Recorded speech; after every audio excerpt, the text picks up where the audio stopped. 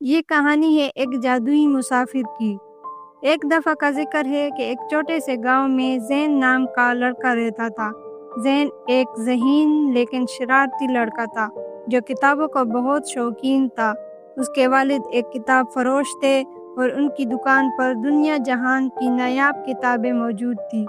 زین اکثر گھنٹوں دکان میں بیٹھا رہتا اور خواب دیکھتا کہ وہ ان کہانیوں کے کرداروں کی طرح مہم جوئی کرے۔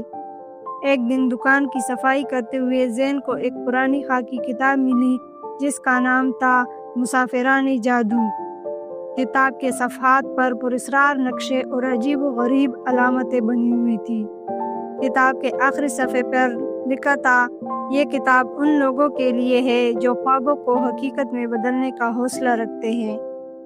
زین نے کتاب کھولی اور اچانک ایک تیز روشنی کمرے میں پھیل گئی۔ جب روشنی ختم ہوئی تو زین نے اپنے آپ کو ایک انجان اور جادوئی دنیا میں پایا۔ زین ایک حیرت انگیز دنیا میں تھا جہاں درختوں کی شاخیں روشنی دیتی تھی اور ہر جگہ رنگین پھول اور عجیب و غریب مخلوقات نظر آ رہی تھی۔ اچانک ایک چھوٹا سا پروں والا بونا جس کا نام ٹمبو تھا زین کے پاس آیا۔ تم یہاں کیسے آئے؟ ٹمبو نے حیران ہو کر پوچھا۔ زین نے کتاب کے بارے میں بتایا اور ٹمبو نے مسکراتے ہوئے کہا، تم وہ مسافر ہو جس کا انتظار تھا، لیکن خبردار، یہ دنیا خطرات سے بھری ہوئی ہے۔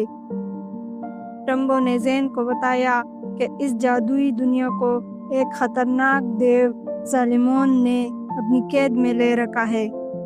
ظالمون نے جادوئی دنیا کا سب سے قیمتی خزانہ روشنی کا ہیرا چرا لیا تھا۔ یہ ہیرا دنیا کی روشنی اور خوبصورتی کا ذریعہ تھا۔ اگر تم نے یہ ہیرا واپس نہ لیا تو یہ دنیا ہمیشہ کے لیے تاریکی میں ڈوب جائے گی، ٹمبو نے کہا۔ زین نے ہچکچاتے ہوئے کہا، میں تو بس ایک عام لڑکا ہوں، میں دیو سے کیسے لڑ سکتا ہوں؟ ٹمبو نے جواب دیا، تمہارے اندر ہمت اور عقل ہے، یہی کافی ہے۔ زین اور ٹمبو نے اپنا سفر شروع کیا۔ پہلا چیلنج ایک آگ کے دریا کو پار کرنا تھا۔ دریا کے اوپر پتھر کے کچھ ٹکڑے تیر رہے تھے لیکن وہ مسلسل حرکت کر رہے تھے۔ زین نے اپنی ذہانت سے کام لیتے ہوئے پتھروں کی حرکت کا اندازہ لگایا اور ایک ایک کر کے دریا پار کر لیا۔ آگ کے دریا کے بعد وہ ایک گھنے جنگل میں داخل ہوئے جہاں پراسرار بھوت رہتے تھے۔ بھوتوں نے زین کو دھوکہ دینے کی کوشش کی لیکن زین نے اپنی حاضر دماغی سے ان کے جال سے بچ نکلنے کا راستہ تلاش کیا۔ ایک چوٹی پر پہنچنے کے بعد زین کا سامنا ایک دیو سے ہوا جو پتھروں کا بنا ہوا تھا۔ دیو نے زین سے کہا، اگر تم مجھے 3 پہیلیاں حل کر کے دکھاؤ گے تو میں تمہیں آگے جانے دوں گا۔ زین نے دیو کی پہیلیوں کا جواب دیا اور دیو نے خوش ہو کر راستہ چھوڑ دیا۔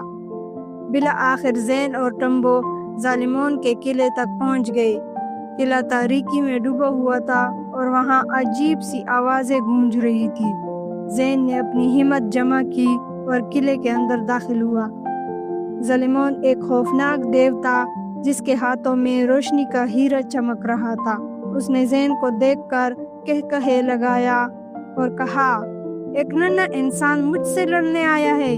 ظالمون نے زین پر جادوئی حملہ شروع کر دیا لیکن زین نے اپنی ذہانت سے قلعے کی کمزوریوں کا فائدہ اٹھایا۔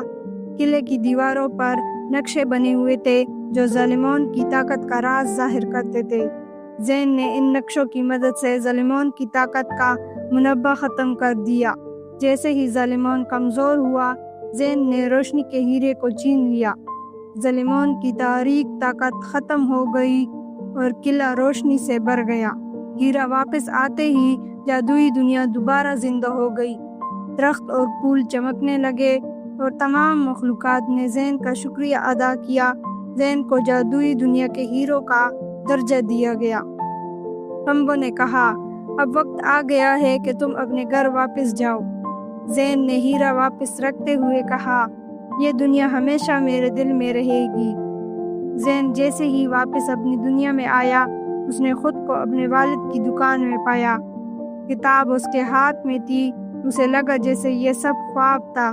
لیکن اس کی مٹھی میں ایک چھوٹا سا چمکتا ہوا پتھر تھا جو اس کے جادوئی سفر کا ثبوت تھا۔ زین نے سیکھا کہ بہادری صرف طاقت میں نہیں بلکہ عقل، حاضر دماغی اور دوسروں کی مدد کے جذبے میں ہے۔